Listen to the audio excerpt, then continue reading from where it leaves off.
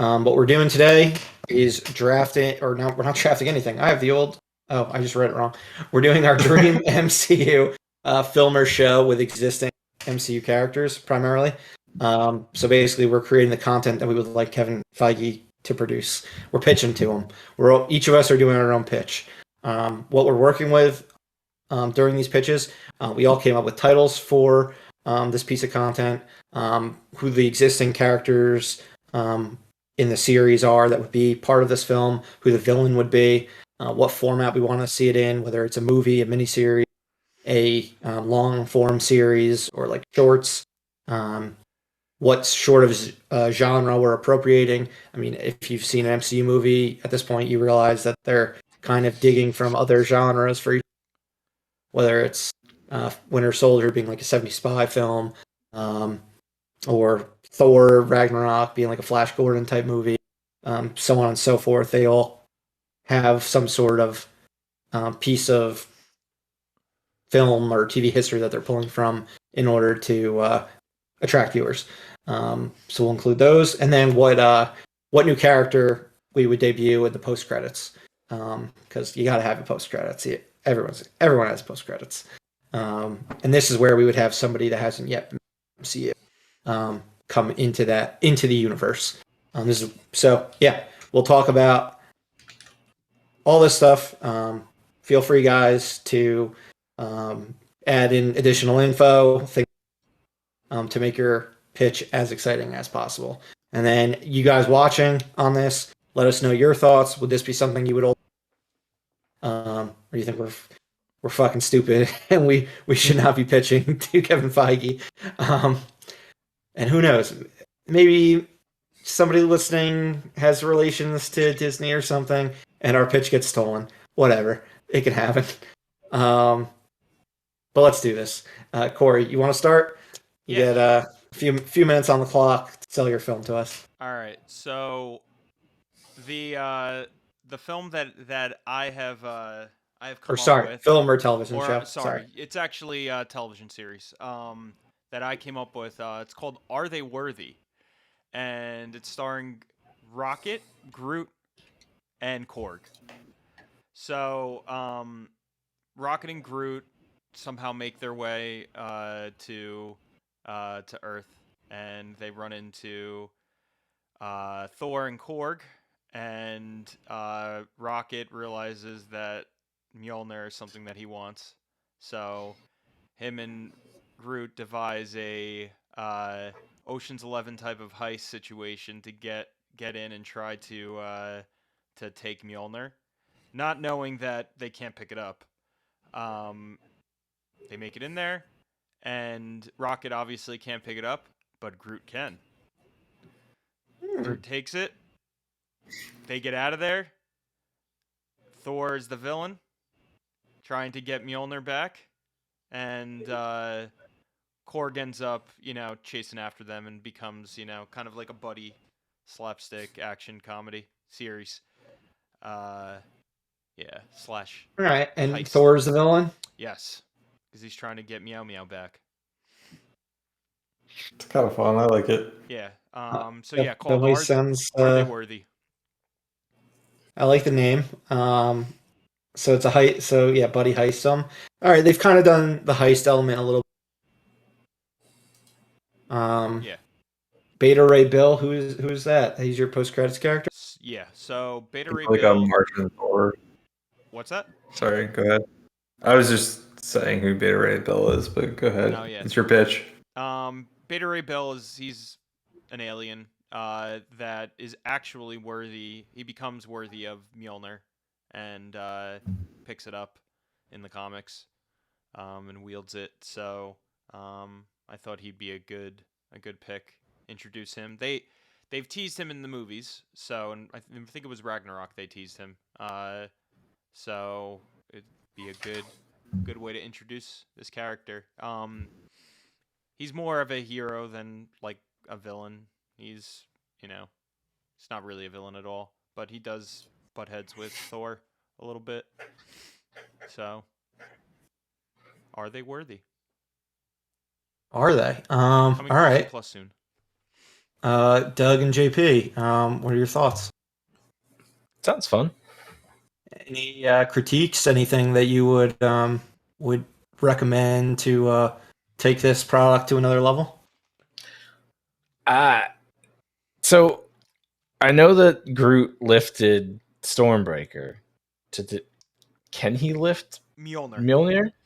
Can he though? Oh, this is I mean, I'm just curious yeah, because I know he lifted Stormbreaker. I didn't know if it was that's a good point.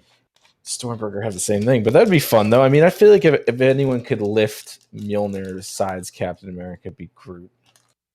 Yeah, Groot's pretty selfless. He did that like thing in Yeah. Guardians to save everybody. Turned himself into Baby Groot. It's true. Had to I mean, sell just all that that alone, merchandise. right? Yeah. The amount of Um, merchandise he sold But I makes him worthy. I think the funny thing would be is that neither one of them like really know anything about the weapon, so I think it would be interesting for them to just like have it. Like Rocket Yeah. just wants it strictly because it looks cool because he just loves stealing shit. I want And to then see they it be figure- thrown with Rocket on it and like him flying with it on it and trying to jetpack it Yeah. back or something and then hitting like a wall. I feel like that would be pretty hilarious. They obviously realize the powers of it, as things go on, pretty quickly. But I like having the good main character as the villain, like the parent that is trying to like stop the kids from having a good time. Like I like that a lot. Yeah. Where is Thor hanging out? Where is his hammer stored? it's true. I think it would probably be at maybe the Avengers compound. That's Okay. wherever the Avengers compound is at this point in time. Okay. One of. Since Asgard doesn't really exist anymore. True. All right, I got some ideas. I think we could take it to the next level. Oh, here we go. So here's what I'm thinking. You turn this series into shorts, a short series. You make every episode about them attempting to steal Mjolnir and keep getting into fucking like Thor stopping them, like, or every time they get so close, something happening. Similar to like a Road Runner, like Wile E. Coyote type thing. It obviously stays at the comic heist like genre that you came up with. Obviously keep it live action. We've seen What If. Fuck that. But yeah, just do like keep all the same characters, everything like that, and yeah, just all their wacky zany attempts and coming up with new ideas like every like short to get this, and then Thor ultimately like stopping and everyone, and then maybe in the last one they actually, and then maybe in the last one like they don't, but then Beta Ray Bill like in the post credits like he ends up getting it. Just an idea, but I like it. The last episode they get it, but they realize they can't pick it up. yeah, exactly, something like that. And then in the post credits, this one dude just right in and just like picks it up. Yeah. And like it's Marvel Studios, like That'd be pretty funny. Yeah. I like it. But yeah, no, I mean, I definitely like the fucking meat on this. But yeah, all right, cool. Any other thoughts, guys, on this one? No. All right. Are they worthy? Let us know your thoughts on this one. To anyone watching now or later in the comments. But Doug, you want to go to yours? Sure. So I've always had this idea, or I've always been intrigued by the idea that of Old Man Cat.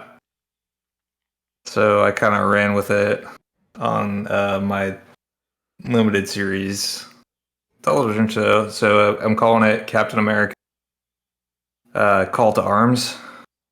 Dig the title. And thanks, man. And it's the main character, and probably the majority of the show revolves around Steve Rogers, which is going to once again be played by and reprised by Chris Evans with his old man makeup.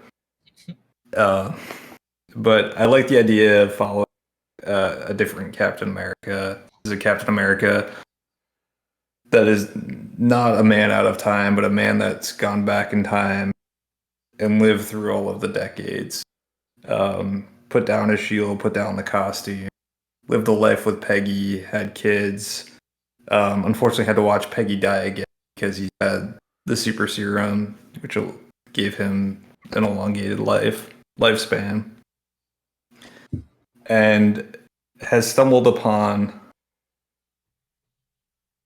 a conspiracy that has made him have to once again get back into the fray. And the conspiracy that I decided that would pull Steve back in is like a precursor to Secret Invasion. So it's Skrull.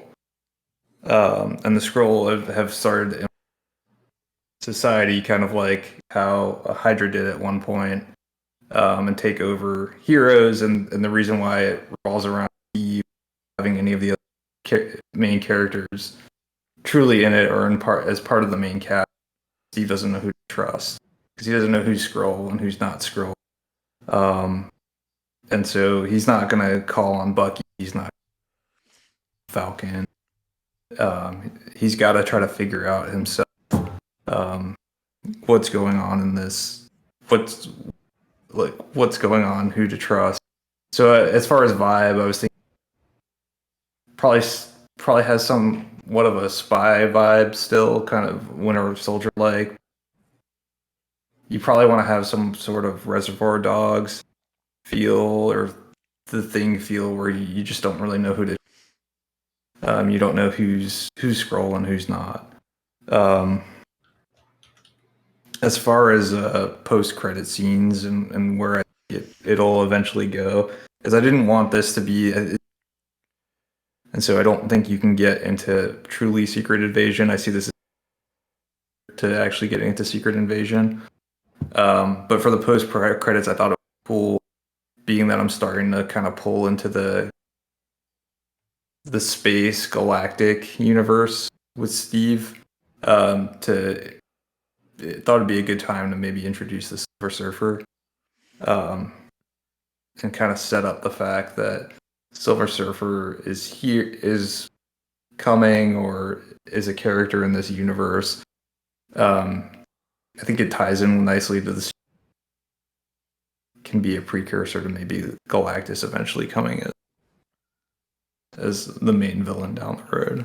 So that's what I was thinking. But I love Steve Rogers as a character, so I was kind of excited of the idea of bringing him back, and trying to come up with a scenario on why would Steve come back.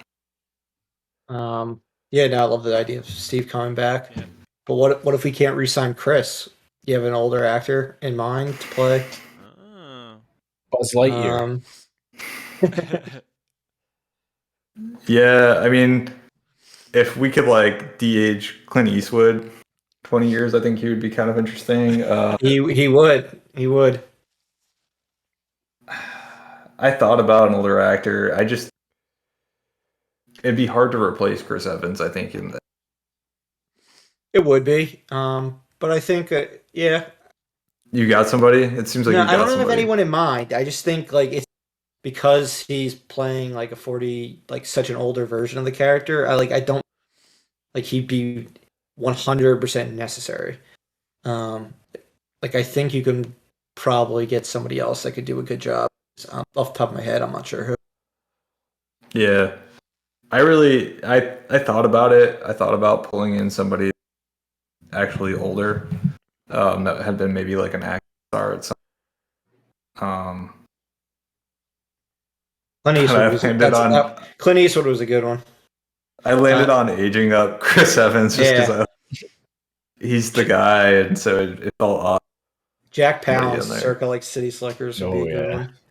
I will say though, on the aging up thing, I know Marvel did a pretty good job with it, but I recently watched Midnight Mass on Netflix, and there were two very fucking obviously aged up characters throughout the first 3. The mother is like pretty obvious. Oh my god!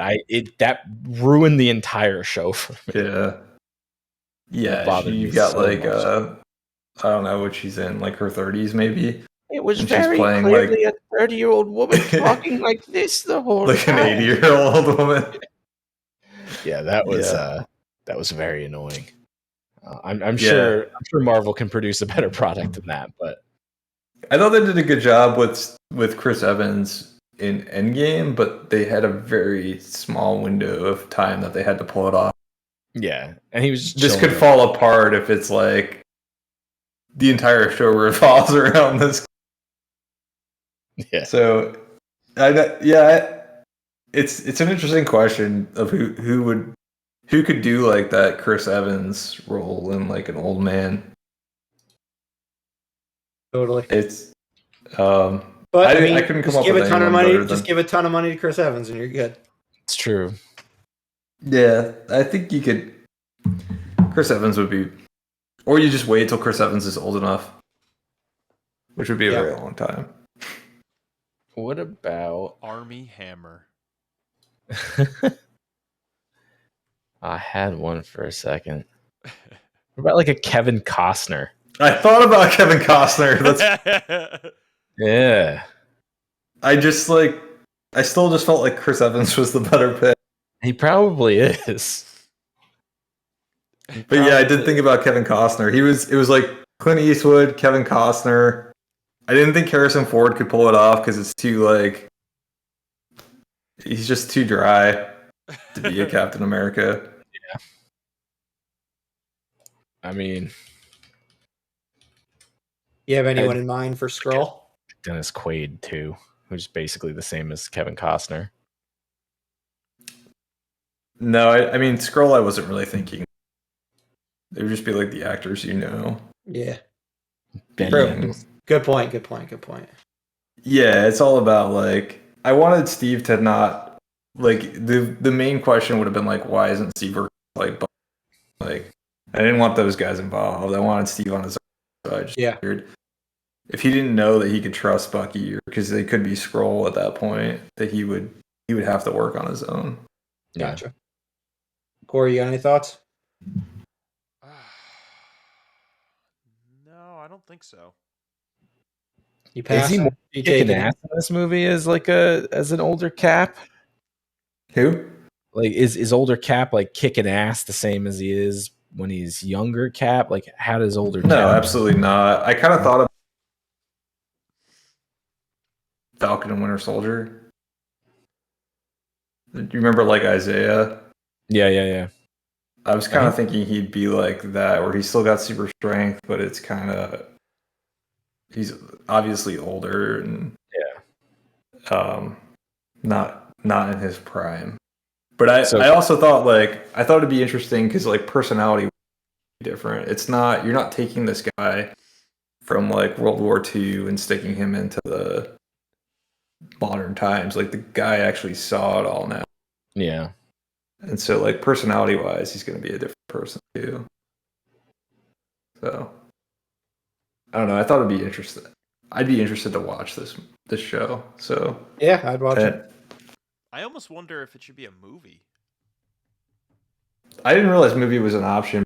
I still think I Miniseries lean is towards definitely show. a good idea, but I So you can kind of like you can simmer on it a little longer. You can do a little. You can make it and drag it out over. Yeah, you can build intrigue and suspense. Right.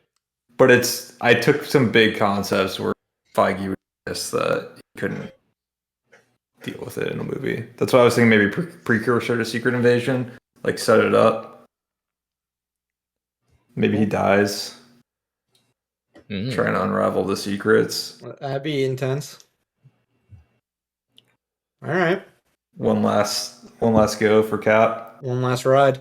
I mean, yeah, he goes out in a blaze of glory as an old man. I mean, that'd be cool to see on anything. Yeah, one last time in the movie. One last time in the suit. Yeah. I think it could be cool. Neat. All right. JP, let's hear what you got. All right. So I went with a movie. I struggled with this a little bit, but hear me out. So I took like one of my least favorite characters to main a movie and decided to pitch a movie for that character. So I'm pitching Doctor Strange Dead of Night. I went through a lot of this, and I actually, it seems like this is what Multiverses of Madness kind of was going to be before it changed a little bit, I guess. So my characters are Doctor Strange and Scarlet Witch, because obviously they fucking go together like peas in a pod. And I'm throwing in Daredevil into this because it's going to be set in New York. And it's going to center around attacks being, attacks happening at night, and Doctor Strange suffering from horrible nightmares. And the villains are going to be Nightmare, which was a villain that I found because I really wanted a horror themed movie. Like I want Doctor Strange to be fucking scary. Mm-hmm. So I looked up a bunch of different things, and I was thinking Mephisto, but then I was like, it's a little too heavy handed. So I found a nice little demon adversary for Doctor Strange called Nightmare. He controls people's dreams. He lives in a nightmare world. But what I was thinking is, let's throw Blade in here.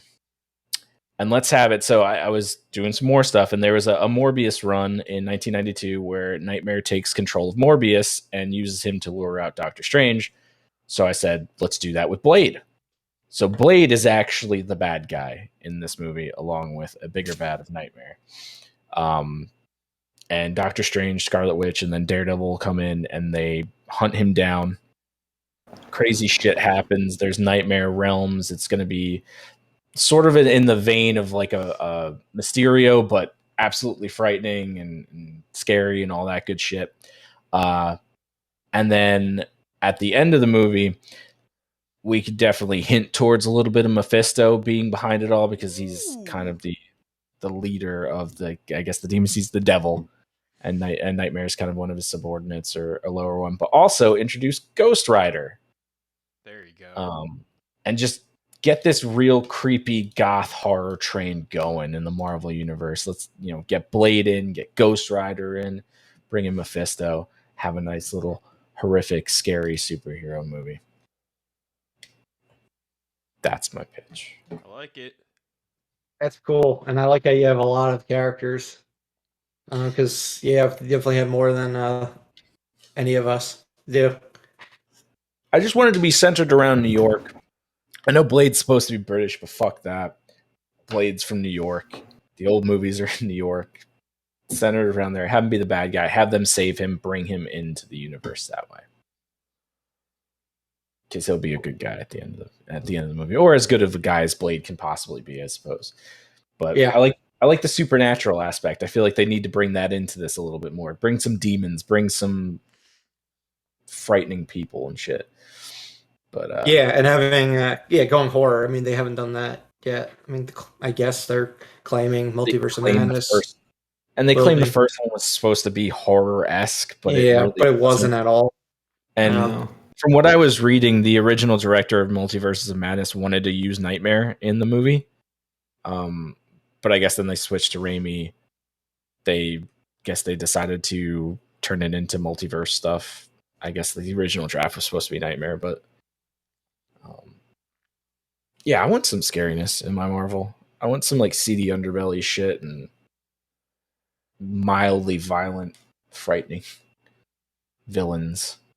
And Nightmare's a creepy looking dude. He's very much demonic looking, and I think they could probably benefit from that kind of villain. Neat. Another one that I'd be down with. And I like that you do it just straight up movie, because everyone else was like pivoting to TV. But if you can tell the story in 2.5 hours or whatever you need, then more power to you. Yeah, I think you can make it happen. Cool. All right. And then again, thank to anyone watching. Share your thoughts on all of these.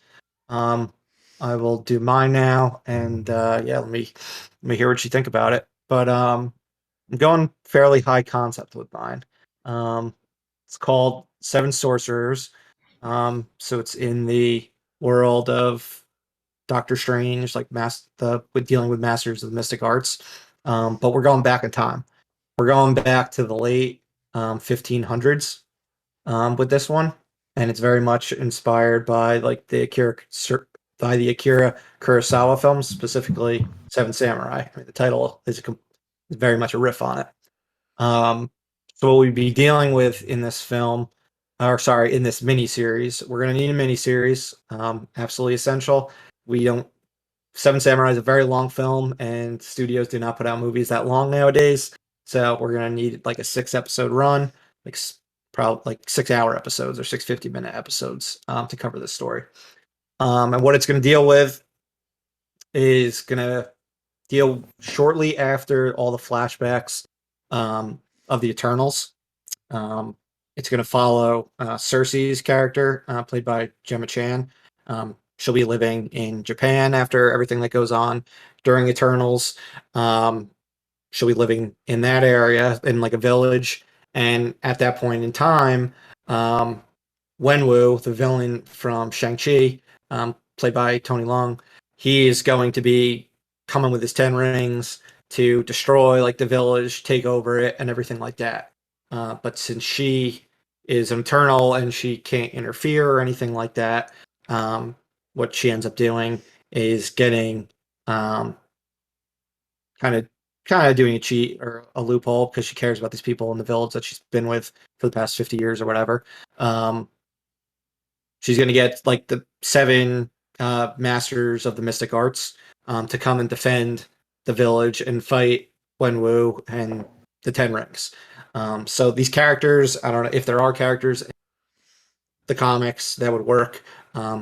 Cool. If they're original characters, that's fine as well.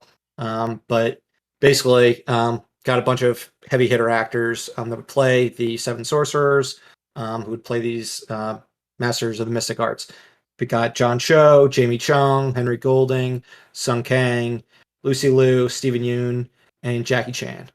So they would be the 7 people that are dealing with Wenwu, who is the leader of the 10 rings. And Cersei will strictly be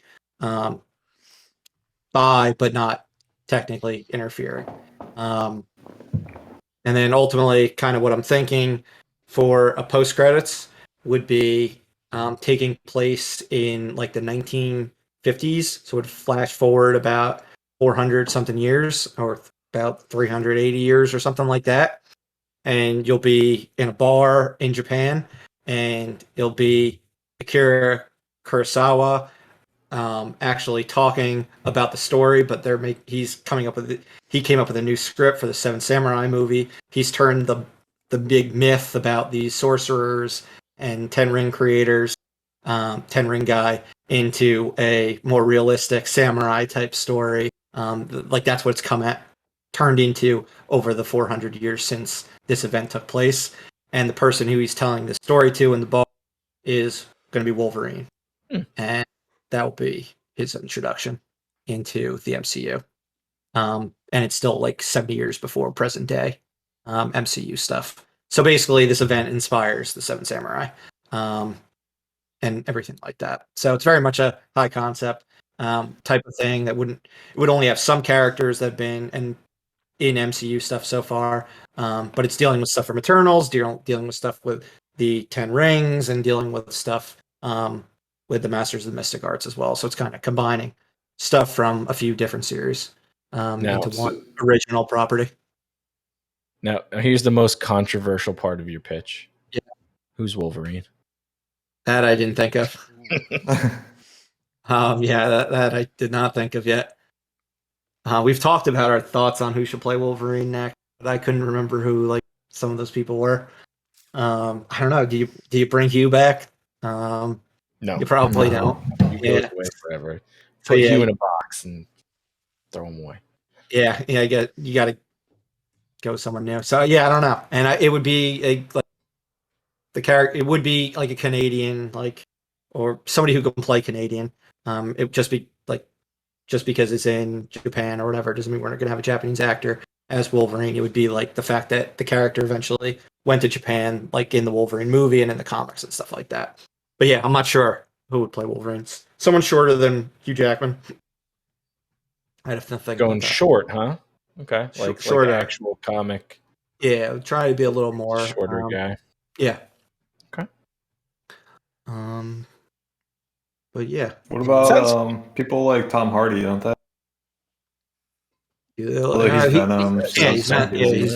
he's Venom. He's already in the MCU like that. Yeah. But he's 5'9", so he's getting there. Shit, Tom Hardy's 5'9". Yeah. Yeah. Yikes. So, who would you want to direct this series, Murph? Because it's, a very focused, stylistic genre type of thing. So, who would you want to do this epic kung fu story?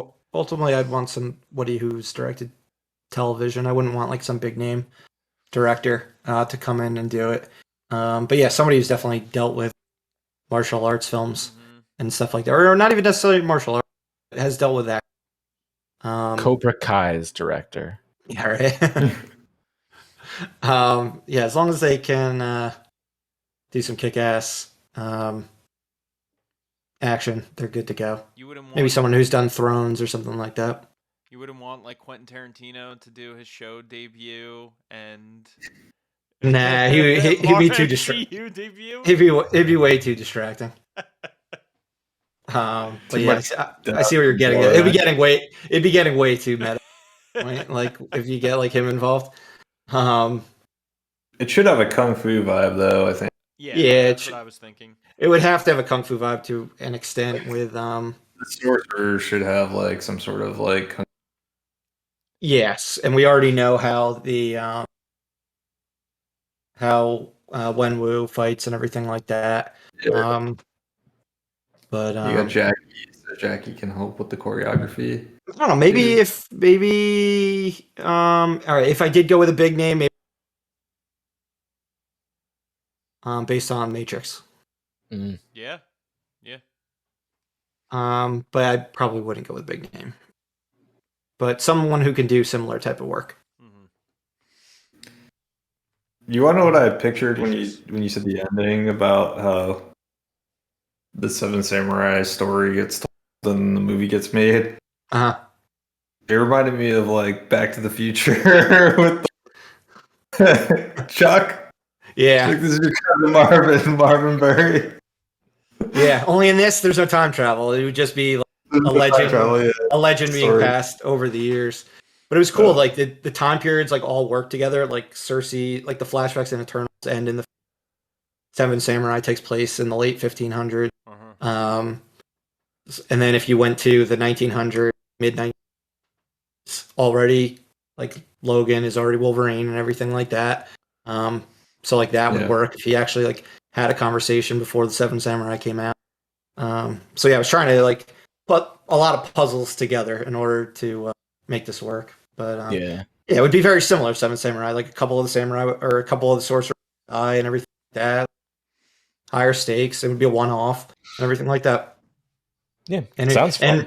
And it brings back characters who like it brings back the villain in Shang-Chi who can't be in future Shang-Chi movies. By doing a flashback, it's a way to bring back a character that was well received. So yeah. All right. Yeah, those are our 4 movies or our 4 pieces of content.